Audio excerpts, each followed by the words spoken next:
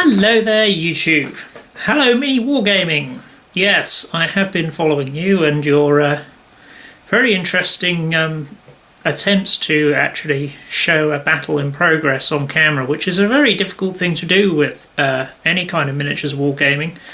I just thought I'd take a few minutes to respond to your latest video, which of course had you talking quite frankly to Games Workshop about their business practices. This is something that I've been, as a small-scale designer, producer, now I've got my own range of miniatures, link below. Get a little plug out of this.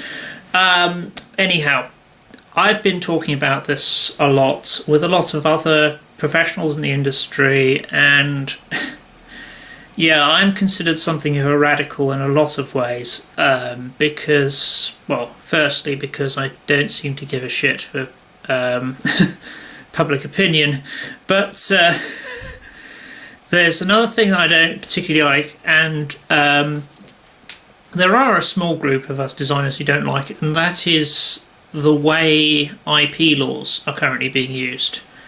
And Games Workshop, unfortunately, are one of the companies that are notorious for this, which is, as you say, they were saying, don't use our images without our permission, we're selling your products.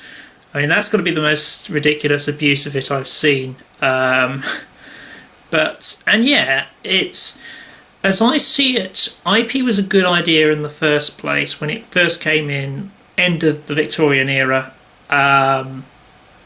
because, well, there's the patenting already for inventions, and that's what gave a lot of Victorian inventors the wherewithal to get their inventions made, and the idea was to move this over to the arts and entertainment, but of course it sounded like a good idea on paper, but like most good ideas on paper, it really wasn't. Now we have a situation with IP where a company can own an IP for a product that is not only old as the day is long, but it's also had such a sort of a cultural impact that if it goes after people for just referencing it, or if it goes after people for just sort of riffing on it or something like that, it looks like a bit of a dick. And comics do this as well. DC's very known for its litigation and just its general nature as a company. And it's understandable you want to protect your image, etc., etc. But at the same time, personally, one thing when I started my company, Kitty Wake, one thing I was determined to do was not to be a dick about IP.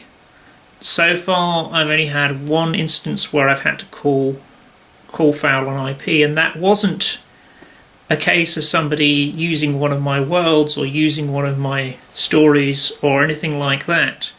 It was a case of somebody profiteering on Amazon.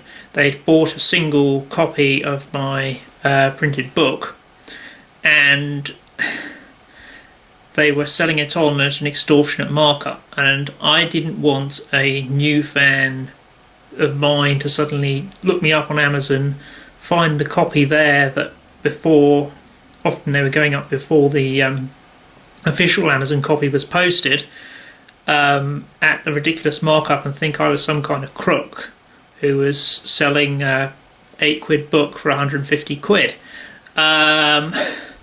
So yeah, it's a tough call, but my personal policy is, and I know a lot of big companies won't want to do this, is that provided you credit me and inform me, you can use the setting and or bits of the system, provided you make it unique enough to your own idea, provided you let me know, provided you credit me, I don't necessarily have a problem with that.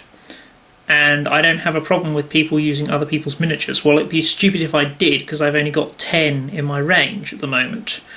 And there's not a lot of variety you can get with 10 miniatures. But I don't mind using other people's miniatures. I don't mind. I play a lot of games myself. I started with Games Workshop back in the 90s, believe it or not. But one thing I've always...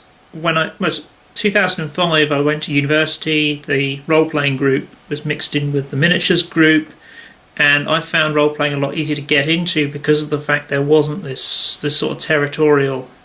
Well, it wasn't as much of this territorial thing. You had it a bit with the Dungeons and Dragons crowd, but other than that, it was cheap. It was a cheaper hobby to get into, and it was more sort of let's have some fun rather than particular fanboyism towards one setting or another. And I liked that. I liked the sort of community. But then again, I kind of liked it for its the fact that it's impossible to lose a role-playing game. You can die horribly, you just don't lose, because it's a good... Whatever makes a good story makes a good story. But no, Games Workshop as a whole... as in the big suits, as in the big company, as it acts as a individual entity, as much as corporations are individual entities, can be extremely overprotective of IP. It can be very very restrictive, particularly when it comes to the use of their stores and the way they seem to push this idea about that other games don't really exist and they are the only one, which I think is unfair. And I must congratulate the local lot of Games Workshop for making it clear from the day one that this wasn't going to be the case.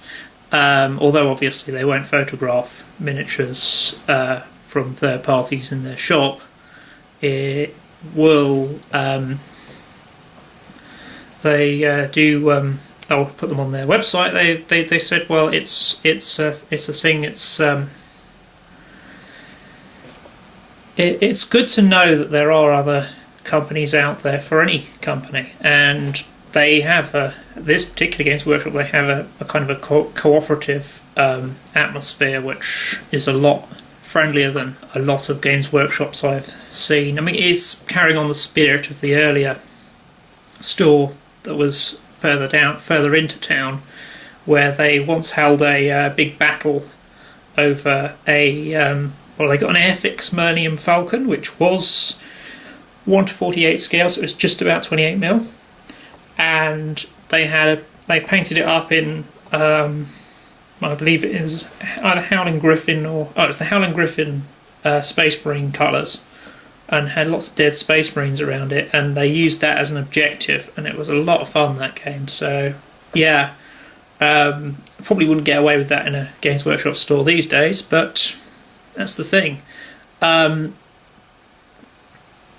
As I say, it really does. You're right. You're absolutely right to say what you said about them not letting you use their photos to promote their miniatures that they are selling was bonkers, and that's probably the most ridiculous thing I've heard about them. But in addition to that, as a whole, as creative people in creative industries, we really need to take a second look at IP and how we deal with it, as I see it. We need to realise that we're all inspired by each other. We're all in a big sort of think tank that's riffing on each other. One of the games, the first war game I released last year, 2 years ago now, that game was a direct piss take of Warhammer 40,000, but within 3 days of the Facebook page going up for this obvious piss take, I get Andy Hoare, I think he was formerly the director of Games Workshop, liking the page. I said, thank you very much. And he said, well, they call me many things, but one thing they can't say is that I can't take a joke. And I think to an extent that's a good maxim to live by, and that's something we should really focus on living by. We should be more cooperative with each other as I said, as creative individuals. We shouldn't necessarily be that territorial. We should be the big gaming family. But of course, that may not necessarily make much business sense, but it certainly makes a lot of artistic sense. And yeah, those are just my thoughts on it. Do let me know in the comments below what you think. And do check out the links. Plug.